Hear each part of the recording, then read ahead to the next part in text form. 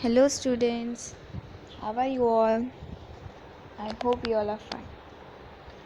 In today's class, we are going to study about the basic features of the Constitution.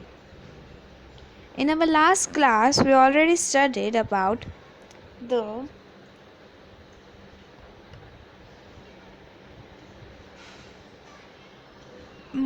three most important pillars of the preamble. See, over here you can see the three most important pillars of the Constitution, in which there was democracy, the second one was socialistic, and the third one was secularism. In my last video, I already explained you these three important pillars of the preamble in detail, right? So today I am going to explain you about the basic features of the Constitution. So let's begin. Basic features of the Constitution. The Constitution, which came into force on 26 January 1950, is considered as the largest, extensive, and detailed written document. Given below is the basic and the salient features of it. So, over here, the first line which tells us that our Constitution came into existence on 26 January 1950, and this Constitution is considered as the most largest, extensive, and detailed written document. This our Constitution is known as the most extensive, largest, and detailed written document. Given below is the basic and the salient features of it. So now we are going to study the important or the basic features of the Constitution. So over here, the first basic feature is written document. Except Britain and Israel, India, along with other nations of the world, have their constitution in written form.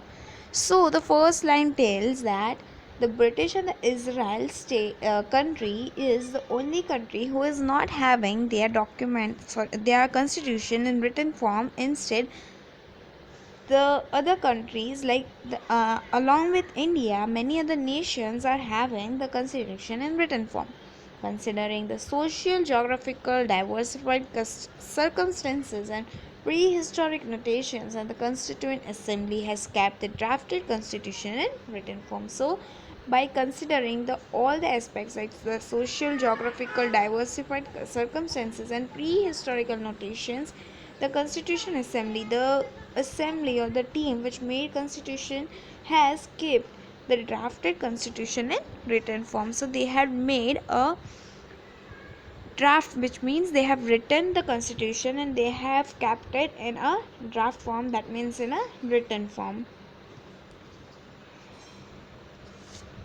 So the size of the constitution, the next basic important feature is the size of the constitution. Indian constitution is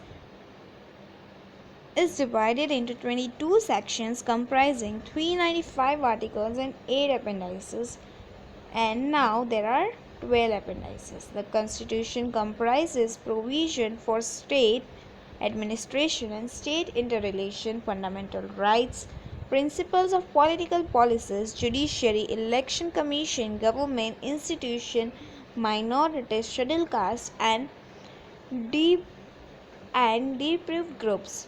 Therefore, our Constitution of India is the largest, extensive, and detailed written document compared to the other constitution. So over here, the first line is that India's constitution is divided into 22 sections, in which there are 395 articles and 8 appendices. Now there are 12. The constitution comprises provision of state. So basically, what are the things which our constitution has? So it has the provisions, which means rules about the state administration and states. It also has about the interrelations. It also has the rules about the fundamental rights. It has the principles of political policies, right? Along with that, it has judiciary, election commission, government institution, minorities, scheduled castes, and deprived groups. Deprived over here means the poor people, right? What are the rules and what are the things which are to be given to the deprived. Deprived means the poor people or the unprivileged people.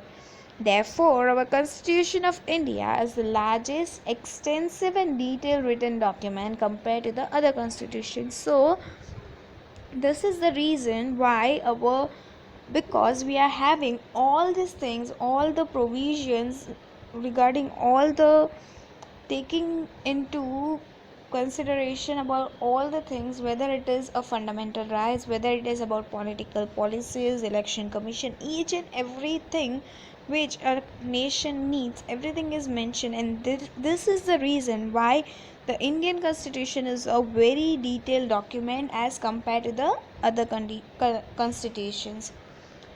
So the another feature, that is the third feature of the constitution, is that single citizenship. In America, dual citizenship is given.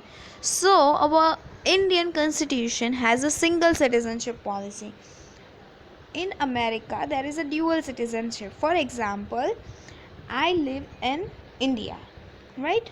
So I have the citizenship of India. But in America, if a person is living over there and they are having a citizenship of that country, along with that they have one more citizenship, that is the place where they are living, the state where they are living. For example, I live in India, in Gujarat, right? So I will be having two citizenship. If, for example, if I am living in India and I am from Gujarat, so I'll be having two citizenship, one of Gujarat citizenship and another for in India citizenship.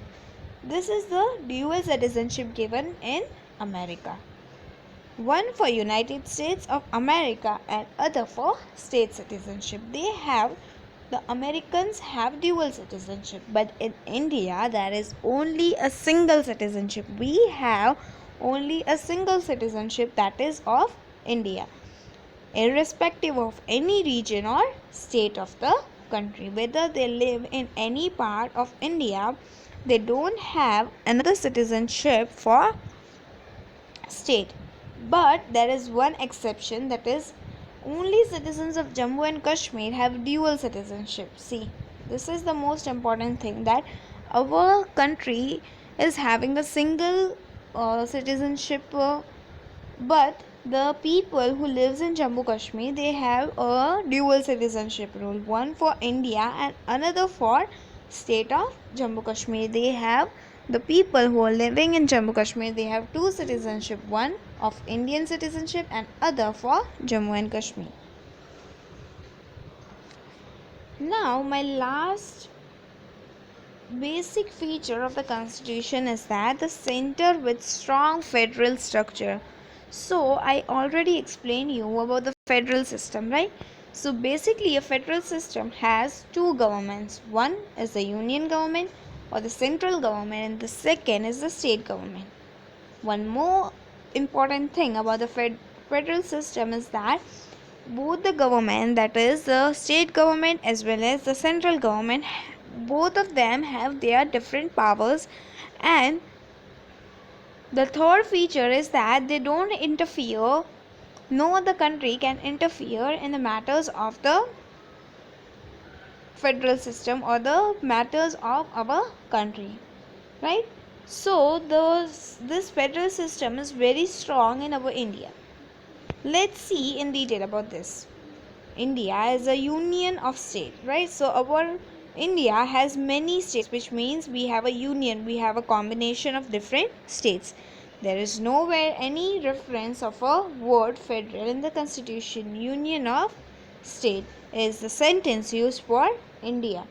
So in our constitution there is not written or there is not given any word called federal. Instead we have this word of union of state, which means a combination of different states. We don't have the word called federal, but we have this words, that is union of state is a sentence used for India.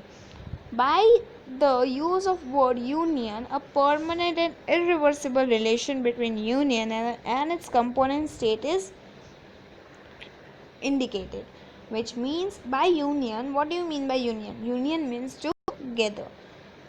In our constitution there is this statement called union of states, which means that there is an irreversible relation between the union and their state. India is a union of state and no state has right to secede. Secede over here means that no state can take a break or no state can quit that we want to be a different state. They all the states need to be together and decisions from the central government has to be followed from all the state, which means that no state can has the right to secede. No state has the right to secede that we don't want to be a part of this country. So thus the India is a union of state, yet it has some of the elements of federal government. So basically our India is a union of state, which means a combination of different state, but it has the some elements of federal government. That is why our India is called as the has a federal structure. The Indian Federation, there are two sets of government. So basically in our Indian Federation we have two types of government, the union government and the state government. The constitution has clearly marked areas of functioning for both the kinds of government. So there is detail and there is information given to us in the constitution, and there is clearly marked that which areas is going to function for both the kinds of government. So students, I'm going to stop over here. Today we have already studied about the four basic features of the Indian Constitution. We'll continue this chapter in the next class. Thank you.